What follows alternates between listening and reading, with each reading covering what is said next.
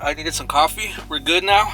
This morning our dog woke us up at 5 a.m. to use the restroom, and I could not go back to sleep. And we went to sleep kind of late watching TikToks and on YouTube and stuff like that, which we shouldn't be doing. But hey, I'm okay now. I got myself some coffee. I went to Black Rock. Honestly, they make really good coffee. So yeah. But today we are talking about the Tesla Model 3 2024, which has been my daily driver for the last 6 months. And I get questions all the time. Hey, how do you like your Tesla? How much did you pay for it? Do you recommend one? And honestly, there's a lot of pros and cons, and there's a lot to unpack. So let's get to it. Hear that? I love hearing that in the morning. Iced latte. Delicious Black Rock coffee. I like it. I really like it. And it's nice that we have one literally less than a mile from our house. But yes, the Tesla Model 3.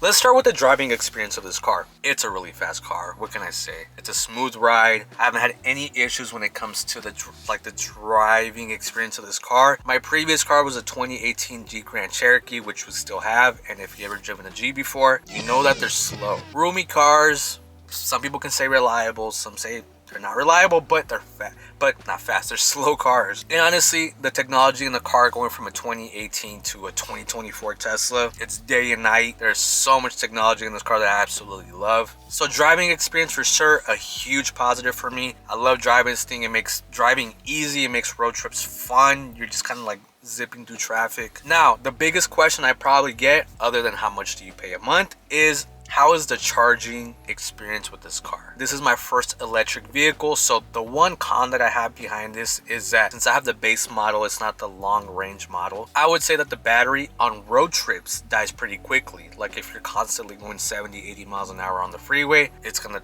wear out pretty quickly. But if you're just driving it in the city to run errands, to go to the grocery store, whatever it is that you're doing, I mean, you'll hardly charge this thing. I sometimes go a full week without charging it. And the one thing that I highly recommend is to get the at-home charger. And I'm not talking about the Momo charger, the one that's just like the plug that goes into the wall. No, I'm talking about the actual charger, which I'll show you guys. And what we paid between that and installation was about $800. The charger, you can get it on Amazon or from the Tesla website for about 400 bucks. The installation, we found a company off Facebook Marketplace that specialized in Tesla chargers that came to our home, installed it, and it cost us about $400 as well, putting us at 800 bucks for the charger with installation. So the only time that we really go to superchargers is when we go on road trips, which honestly, when you're on the road trip and you have to stop for a supercharger for 10-15 minutes, honestly, it's not bad. It's not as bad as people make it seem it is. A couple months back, we drove to Palm Springs. Right now, we're in Phoenix, Arizona, and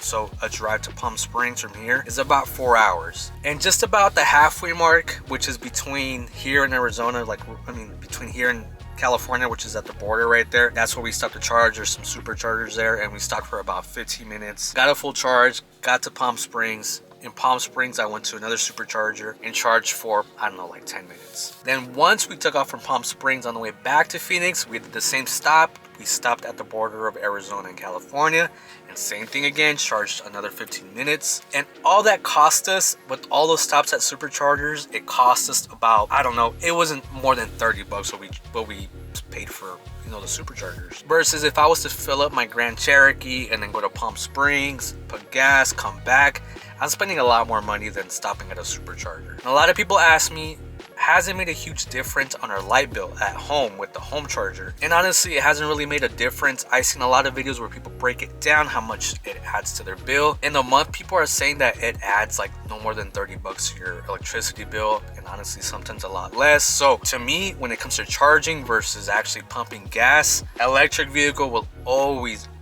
be better than that. Now, one thing that I thought was going to be a huge issue for us, especially living in Arizona with the hot summers, is the glass roof. Obviously, you can see there, that's one part of it. And the second, the back part of the ceiling back there, it kind of just, it's like a long, just a long window, back window. And I thought it was going to be a huge issue for us. So The first thing I did once we got the Tesla was I got the windows tinted to make it a little bit better. We had this car in June and August here in Arizona, which are the worst months of the summer here in Arizona, and we didn't have a single issue with it. And the one thing that makes it really nice is on the app, which I'll show you guys right now. You could actually pull up on the app where you can turn on the AC from your phone. So let's say you're at the grocery store, or I don't know, you're like on a Target run or something like that, and it's hot outside and you're like, I don't want to come back to a hot car. You turn on your AC from your phone while you're inside the store. By the time you get back to your car, it's fresh in here, it's cool. So that to us has not been an issue. It's been really nice. I know there's people that buy the covers for that window and they kind of just cover it. It helps with the temperature control in here. We haven't had to do that, thankfully. I thought that was going to be a con. Actually ended up being like a pretty cool pro, because honestly I like how it looks. I like the lighting in here. It looks good, you know. Now, one thing that I absolutely hate is the AC control in this car. In a Tesla, you get like a long bar of where the air from the AC comes out, and on your screen you can control how it comes out. I'll show you guys right now. So you kind of have to be pinching it and moving it around to control the airflow that is hitting your face, hitting your body, whatever it is. Initially, I thought I was gonna love that feature. Honestly, I hate it. It's not good. It's so like, it's just to get like the perfect airflow to you, especially in the hot months. It's kind of annoying.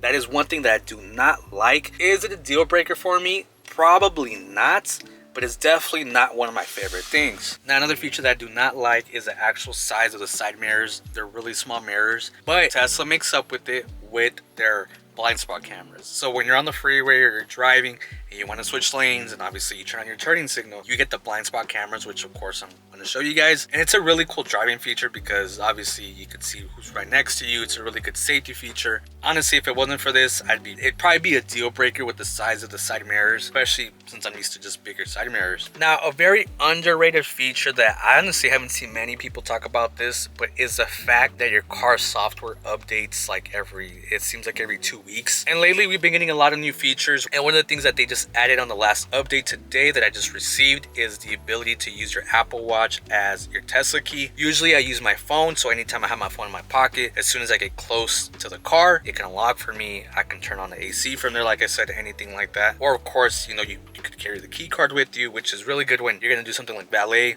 You give them the key card, valet can take the car with them. That's pretty much your key. But now they're giving you the ability to use your Apple Watch as your key, which is big because sometimes I need to grab something from the car and I don't have my phone on me, but I have my watch on me. So really good feature.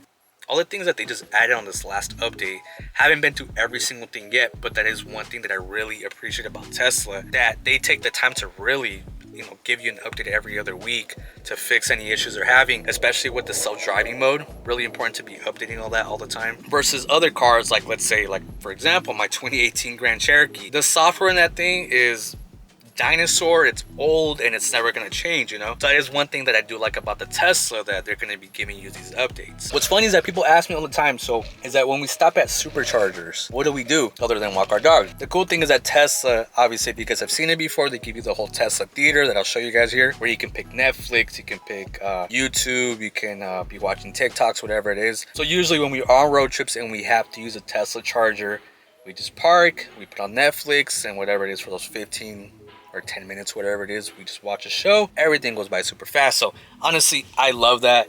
It's one of my favorite features, and there's so many things you can add. And now obviously Tesla being Tesla, with all these updates, I wouldn't be surprised if they end up adding more things like HBO Max or Peacock, any of those other apps for streaming. So now for the big question that everybody's always asking, how much do we pay for a car?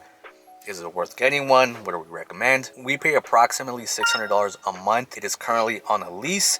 And the reason that we got a lease is because we had never had an electric vehicle before. I didn't know how I was going to be owning a Tesla. I didn't know if we were going to like it. So I said, you know what? Let's get the lease. At the end of the lease, if we like it, we'll buy a brand new Tesla. And you know, that's it. So like I said, we currently pay $600 a month. That's without insurance. Insurance, we currently pay about $120 a month. And that's obviously full coverage. Our insurance comes with roadside assistance. And for those wondering, we did not get the Tesla insurance. So now, do I recommend getting a Tesla? And the answer is yes. Like I said, there is some things I don't like about it, but if you are thinking of getting the Tesla, like I said, I highly recommend you get the home charger. Now, every time somebody asks, do I recommend the Tesla? Like I said, I recommend you lease one. I recommend you get one, especially if you have a commute to work. It can save you a lot lot of money on gas. But if you guys have any questions about Tesla, owning a Tesla, thinking about getting one, whatever questions you might have, feel free to ask me in the comments. And if you're a Tesla owner and you believe that I missed some key points, type them down below, let everybody know. And you guys already know, don't forget to comment, don't forget to subscribe, don't forget to like the video, and I'll see you guys later.